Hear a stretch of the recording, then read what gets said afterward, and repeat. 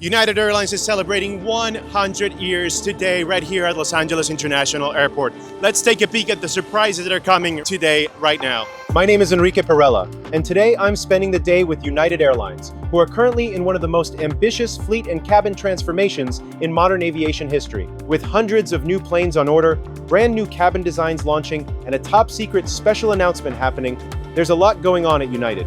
However, with the current air travel industry being hit with surging oil prices and turbulence with TSA lines across the US, how will this massive investment by United play out? We have all of that coming up. The airline business, like any other business, goes through cycles, but at United, we never lose our long-term focus. So never lose focus on the future. If you do, you can't bring these products to life ever. And so we're very good at solving today's problems, but also solving tomorrow's problems. How do you come up with those new routes? Mongolia, talk to me about the process. Look, we look at a ton of data. We look at passenger demand from the US government on ticket sales. We also look at credit card spend. And we also look at social media trends. And I always tell my team, skate to where the puck is going, not to where the puck has been. And if you look historically, we've been really focused on business-only cities, and now we've tilted much more towards premium leisure destinations. If you had a magic wand today, and you look into the future about 5 years from now, what do you think is the perfect scenario for United? The thing that I'm really most excited about is as you get these planes coming on and we get Starlink enabled on every one of our airplanes, we're creating an experience to have a really personalized, individualistic experience for every customer. If you think about everybody on board here, yeah, it's one flight, but everybody's got their own journey. And so we should be able to do things differently for each of them that are relevant to them. Look, there's an insatiable appetite to innovate, and to innovate for the customer every year. And so constant innovation is the environment at United to make sure that our customers always can see something new, to stay fresh and stay young and offer something new every year. We really are on a mission not to be just the biggest, but the best airline in the history of aviation. Even in a world where oil prices are going up and others are stressing, and I guarantee you there's a bunch of other CEOs sitting in conference rooms around the globe going through cost-cutting exercises while we're doing this. So it's a great time to be at United. Let's have a great rest of the day. Today, for the first time, we are able to step on to the new elevated Boeing 7879 Dreamliner, featuring expanded premium cabins with 99 premium seats and 8 next-generation Polaris Studio suites, which will start flying from April 2026 from San Francisco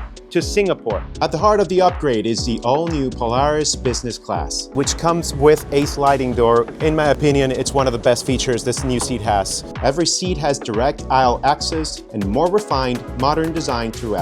But the real headline feature is the introduction of Polaris Studio. Now, one of the greatest things you'll find is the massive entertainment screens that you have in front of you, are 27-inch 4K OLED that provide extreme detail on all the content that you can see on ultra long-haul flights on board this aircraft. What we've realized over the years is customers want more choice.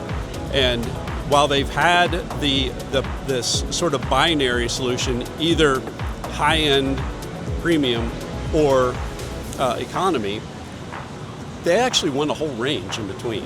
And so what we're really excited about this aircraft, and it's actually going to roll across our entire fleet, even narrow bodies too, where you'll see different products being offered, is something that customers can have more choice, and they can decide what level of service, what level of seat would work for them. It's not just the premium tickets that get to enjoy new benefits. United have made improvements in every class. Premium Plus has been upgraded with better materials and added comfort, while even the economy cabin now features larger screens and a more modern feel. As you can see, it's very spacious and comfortable. These planes are going to be flying for up to 16 hours between San Francisco and Singapore, so space is obviously the most important luxury that you can get, especially in the economy class cabin. Today provided an announcement of a new product, which is aimed specifically at the economy seats. One of the coolest things that were introduced today right here in Los Angeles is the new Relax Row. As you can see, an economy class seat, conventional economy class seat, becomes some sort of a couch. It's very solid,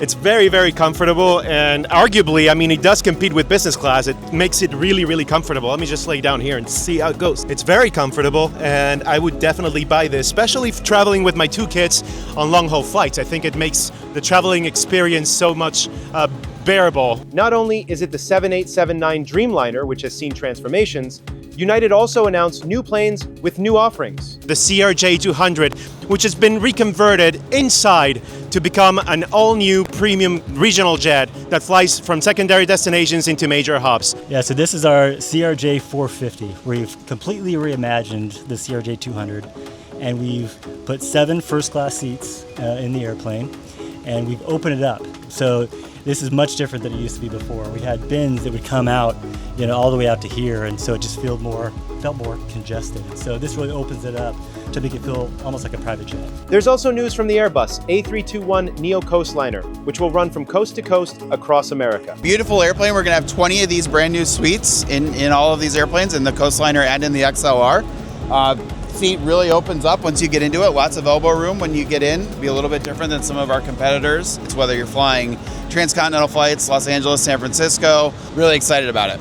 There is clearly a lot of exciting things happening at United. However, with global aircraft delivery delays, rising oil prices from geopolitical tensions, is this the right time for United to be investing so much? When you hit these industry stress events, I think it's really important to be paying attention to what's going on, not just accepting the consensus view, forming an independent view of what might happen, and then preparing for it in advance. And we did that at United at COVID, and when you get a running head start, you have a huge advantage. So I'm not surprised that many of our competitors are sort of saying, oh, this is going to be short term, and not worried about it. I'm also heartened to hear them do that, because if it stays higher for longer, it's going to cause deeper pain, which will accrue to the benefit of United. For next year, United seems to be positioned to remain on top of the competition. According to Scott Kirby, United and Delta remain the only 2 carriers capable of competing against each other, while American Airlines and the others will struggle a little bit more to get some more passengers on their planes. So, how will United's massive rollout of new planes, new cabins, and big ideas play out? Only time will tell. This is all from Los Angeles International Airport. This is Enrique Perella with the Business Traveler Show. See you next time.